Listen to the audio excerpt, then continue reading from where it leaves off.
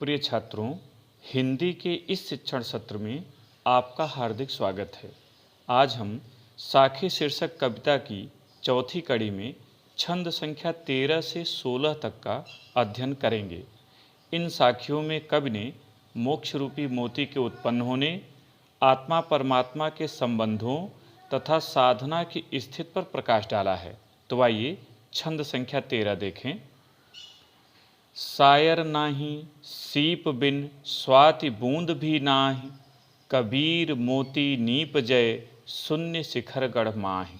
कठिन शब्द देखें। सायर समुद्र, स्वाति एक नक्षत्र का नाम, नीपजय उत्पन्न होना, शून्य शिखर सुषुम्ना नाड़ी के ऊपर स्थित ब्रह्मरंध्र, गढ़ शरीर रूपी किला।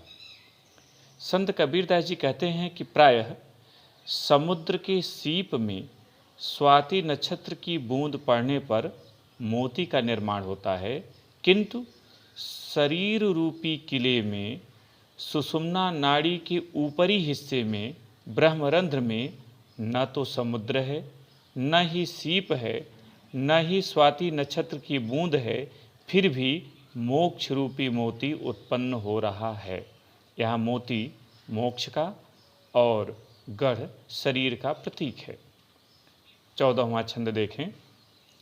पाणी हीते हिम भया, हिम होए गया बिलाय, जो कुछ था सोई भया, अब कुछ कहा न जाए। पाणी, पाणी माने पानी, यहाँ परमात्मा का प्रतीक है। ते माने से, हिम माने बर्फ, यहाँ जीवात्मा का प्रतीक है। बिलाय विलीन होना, सोई वही, भया हुआ। अर्थ देखें। संत कबीरदास जी कहते हैं कि पानी ही जमकर बर्फ बन जाता है और बर्फ पिघलकर पुनः पानी बन जाता है। बर्फ बनने के पूर्व पानी की जो अवस्था थी, बर्फ के पिघलने के बाद वही अवस्था हो जाती है, और बर्फ के पिघलने के पश्चात उसके विषय में कुछ कहा नहीं जा सकता। ठीक इसी प्रकार परमात्मा रूपी जल से जीवात्मा रूपी बर्फ का निर्माण होता है, और यह जीवात्मा पुनः जाकर उसी परमात्मा रूपी जल में विलीन हो जाती है।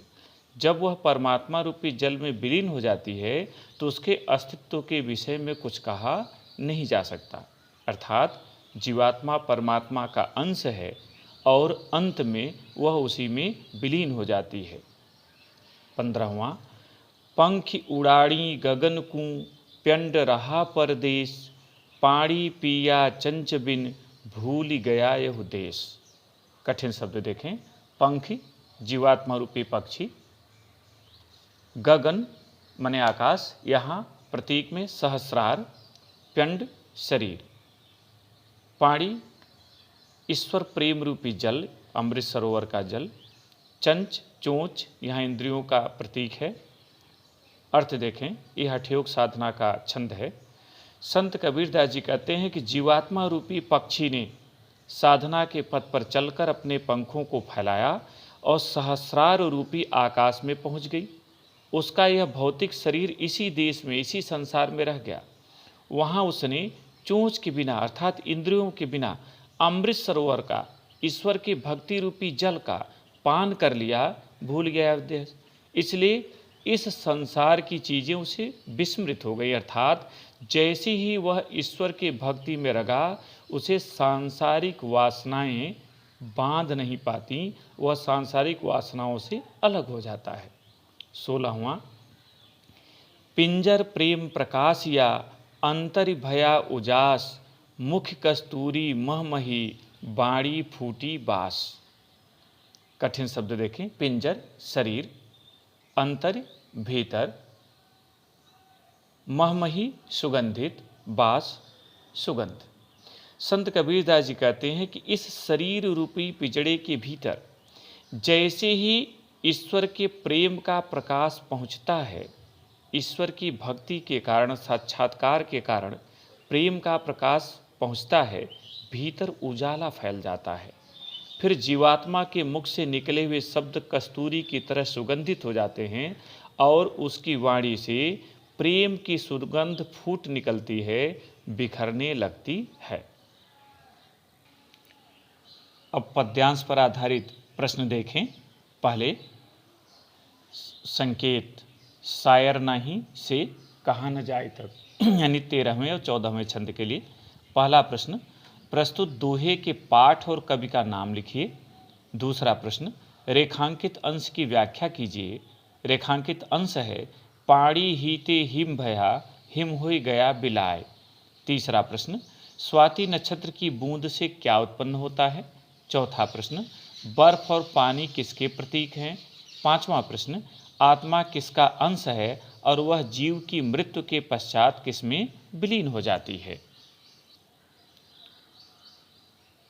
15वें और 16वें छंद के लिए संकेत देखें। पंख उड़ाड़ी से बाड़ी फूटी बास तक। पहला प्रश्न, प्रस्तुत दोहे के पाठ और कवि का नाम लिखिए। दूसरा प्रश्न, रेखांकित अंश की व्याख्या कीजिए। रेखांकित अंश है, पानी पिया चंच बिन, भूल गया यह देश। तीसरा प्रश्न, जीवात्मा रूपी पक्षी के संबंध में क्या कहा गया है।